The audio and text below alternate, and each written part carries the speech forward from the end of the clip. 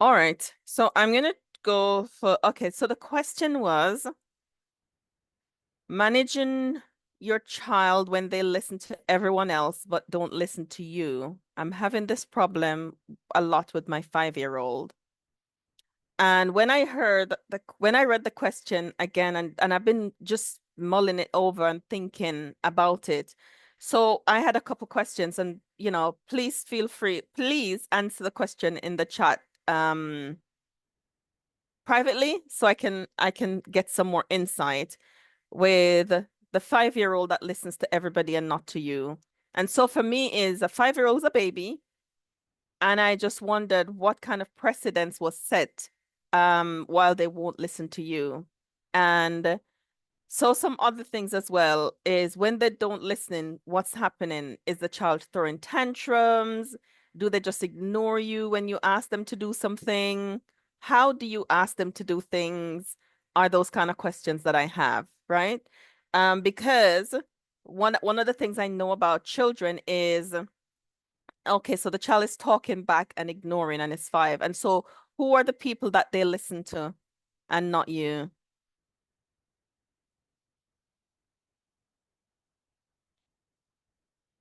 Teachers, okay. So children respect teachers a lot. Teachers are like oracles to children. Teachers know everything.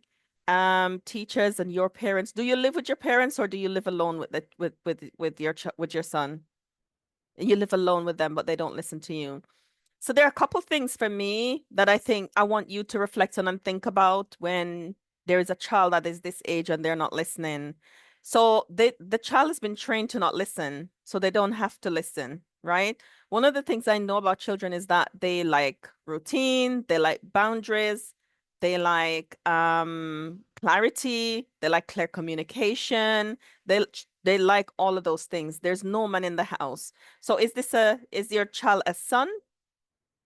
So there's this idea that, okay, a boy. So there's this idea that there's no man in the house, therefore my 5-year-old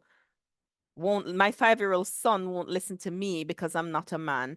I really want you to think about your perception of single parenting a boy and what you think about that. Because I want you to challenge what you think about a single mom raising a boy. And I want you to also challenge and think about what society say about a single mom raising a boy, because sometimes that might play into how you give instructions, your expectations around how those instructions are going to be followed through, and therefore the things that you agree and you agree with and do, right? And so it's really hard to raise a boy in these times. Yeah, of course it is. It really is hard to raise children in these times. But I want to empower you to be able to do it in a way so that your son can be steady and stable. And he really needs you to be a stable, steady adult in order for him to be a steady, stable child, right? So I want you to challenge, what do I think about myself as a single mom raising a boy? So you need to think about that, journal that, talk to somebody about that. I feel like this about myself because I'm a single mom. And what are the lies that you're telling yourself? Because they're not true. That as a single mom, you can't raise a son that is going to be respectful to you and listen to you. Because he listens to other people because there's an expectation from them that he will listen. So if you don't have that expectation that your son will listen, he won't. Because you're not going to give instructions in a way that you require a response. So he's learning how to not listen, right? So, for example, you have to now be very clear with your boundaries with your son, right? And be very clear and consistent with your instructions. Do eye contact when you're talking to him. If he does something and he's not following through what you ask, go down to his level, do eye contact, be kind and pleasant and gentle in your tone and repeat your request and require him to do something to your request. Also, be consistent in the things that you say you're going to do. So if you say you're on timeout, do timeout.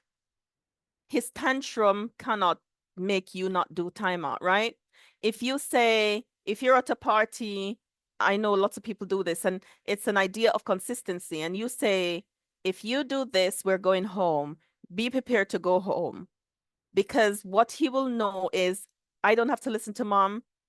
She don't mean what she's saying. She never follows through. And of course, he's not doing it in that kind of sequence or in that adult way that I've just explained it. But what he knows is that he doesn't have to respect you. So I really want you to think about this for yourself and don't guilt yourself. Don't beat yourself up. But I know that when you start to change, he will start to change because he respects other people. So it's not a respect issue. He knows how to do it. But the way you do things probably teach him that he doesn't have to. So you have to be consistent. And that this might be hard in the beginning to build the muscles around consistency. I'm trying. I teach him to be respectful to everyone at the moment. I've taken toys away, right? So you're teaching him to respect everyone. Teach him how to respect you because that's going to be the foundation and the grounding. Listen, he needs you. He needs secure connection with you. He needs you to be consistent. He needs you to be kind and compassionate. He needs you to be patient, but he also needs you to be boundaried. Absolutely. He'll always need you. There's never going to be a time in his life when he won't need you. He'll always need his mom, always. And he's 5. These are formative years of molding.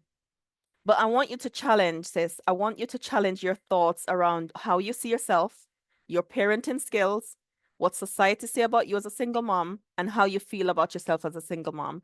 Because I kind of think maybe that's the root of why you're not communicating to him with confidence, why you're probably not consistent, and why you don't expect him to respect you. And therefore he doesn't because there's no expectation. Yeah. So I need you to think about those things and challenge those things. I'd love to do a coaching session with you. I'd love to give you a an hour coaching session around that for free so that you can start to put those things in place with your son. So send me a message and we'll do that.